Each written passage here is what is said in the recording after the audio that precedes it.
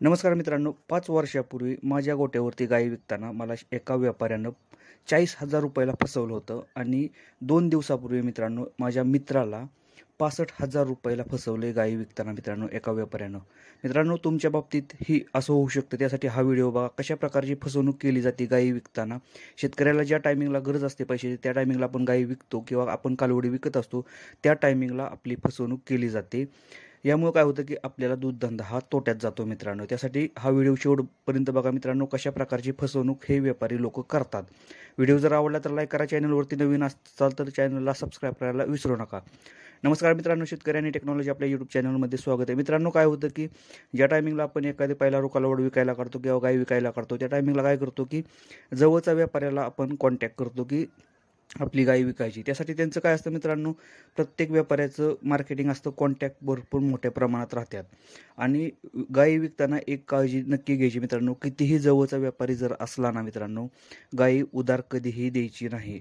काय होतं की आपल्याला 60,000 70,000ची समजा आपण गाय विकत असेल तर ते आपल्याला ॲडव्हान्स म्हणून 5,000 रुपये देतात आणि म्हणतात की गायी विकल्यानंतर मी राहिलेले पैसे आणून देतो. हे जवळचे व्यापारी करतात किंवा मध्यस्थी पडतात मित्रांनो. एखाद्या व्यापाऱ्याला बोलवतात आणि मध्यस्थी पडतात मित्रांनो. आपल्याला गायीची पूर्ण रक्कम देत नाही, ती 5,000 किंवा 10,000 रुपये आपल्याला टेकवतात हातावरती, गायी घेऊन जातात आणि मित्रांनो गायी विकतात बाजारात नेऊन. आणि लक्षात ठेवा की गायी विकल्यानंतर आपला कॉन्टॅक्ट हा ब्लॉकमध्ये टाकतात. हे माझ्या बाबतीतही झालेलं आहे आणि माझ्या मित्राच्या बाबतीतही झालेलं आहे. कारण मित्रांनो, परत ते व्यापारी लवकर पैसे देत नाहीत, फोन उचलत नाहीत, घरी गेलो तरी टाळाटाळ करतात, उद्या देतो परवा देतो. असं आत्ता माझ्या मित्राच्या बाबतीत झालेलं आहे. माझ्या बाबतीतही 5 वर्षापूर्वी ही गोष्ट झाली होती.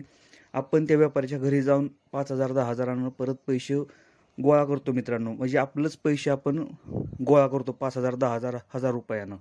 त्यासाठी मित्रांनो एक गोष्ट काळजी नक्की घ्यायची, कितीही जवळचा असू द्या, व्यापारी असू द्या किंवा पाहुणा असू द्या, गायी विकताना एका हातानं गायी द्यायची, दुसऱ्या हातानं पूर्णपणे कॅश घ्यायचा. गायीची किंमत कितीही असू द्या तुमची, 60,000 असू द्या किंवा 70,000 किंवा 1,00,000 रुपये असू द्या, एका हातानं गायी द्यायची, दुसऱ्या हातानं पूर्ण कॅश घ्यायचा, तरच गायी व्यापाऱ्याला द्यायची मित्रांनो. नाहीतर तुम्ही जर 5 आणि 10,000 रुपये जर त्या व्यापाऱ्याला गाय दिलं ना, तुमचं पैसे तुम्हाला 5 ते 10 वर्ष तुम्हाला भेटणार नाहीत, एवढी गॅरंटी आहे मित्रांनो.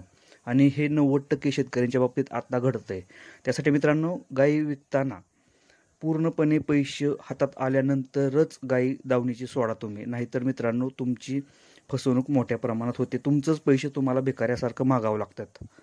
मित्रांनो, व्हिडिओ जर आवडला तर लाईक करा. चॅनलवरती नवीन असेल तर चॅनलला सबस्क्राईब करायला विसरू नका. धन्यवाद.